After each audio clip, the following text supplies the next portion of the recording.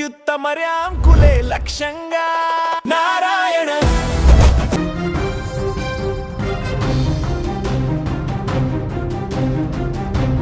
ప్రపంచ ముడి చమురు సరఫరాను శాసించే హార్ముజ్ జలసంధి ఇప్పుడు మూడో ప్రపంచ యుద్ధపు మొట్టమొదటి రణరంగంగా మారబోతోందా?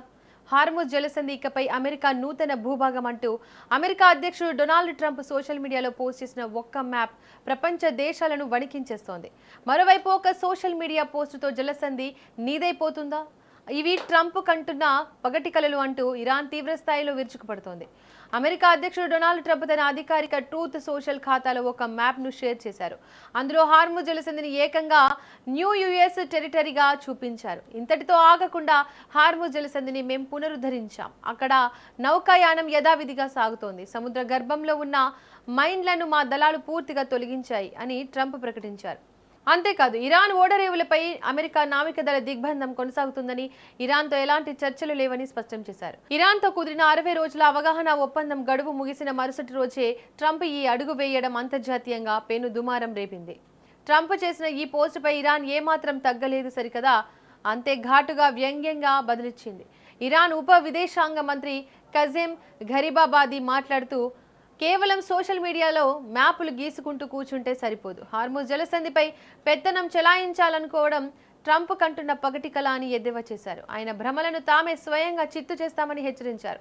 మరోవైపు Iran parliament speaker Mohammad Bagher Ghalibaf మాట్లాడుతూ, అమెరికా తమ షరతులను అంగీకరించే వరకు, ఆంక్షలు ఎత్తివేసే వరకు హార్ముజ్ జలసంధిని తెరిచే ప్రసక్తే లేదని తెగేసి చెప్పారు. అయితే హార్ముజ్ జలసంధి విషయంలో ట్రంప్ అంత ప్రశాంతంగా ఉందని చెబుతున్నప్పటికీ క్షేత్రస్థాయిలో వాస్తవాలు పూర్తి భిన్నంగా ఉన్నాయి. జలసంధిలో ఇప్పటికే నౌకల రాకపోకలకు భయంగానే సాగుతున్నాయి. తాజాగా ఒక భారీ బల్క్ క్యారియర్ నౌకపై గుర్తు తెలియని ప్రొజెక్టైల్తో భీకర దాడి జరిగింది. ఈ ఘటనలో పలువురు సిబ్బంది తీవ్రంగా గాయపడ్డారు.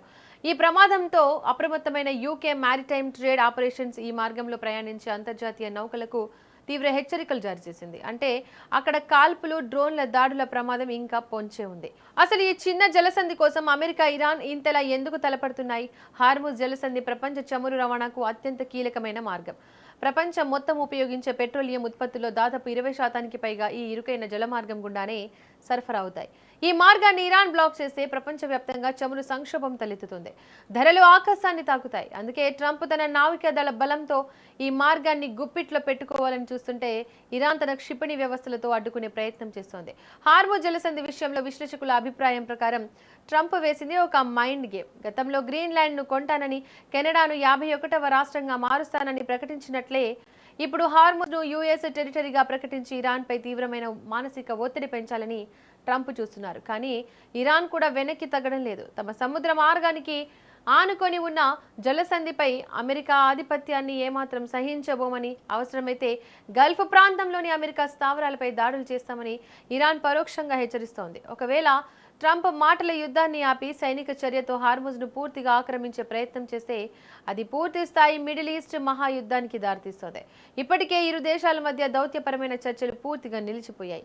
నౌకలపై జరుగుతున్న దాడులు ఆగకపోతే గ్లోబల్ షిప్పింగ్ కంపెనీలు తమ సేవలను నిలిపివేసే ప్రమాదం ఉంది. ఫలితంగా ప్రపంచ ఆర్థిక వ్యవస్థ పెను సంక్షోభంలోకి జారుకుంటుంది. చూడాలి మరి ఈ రెండు దేశాల మధ్య యుద్ధం రాబోయే రోజుల్లో ఎటువైపు దారితీస్తుంది.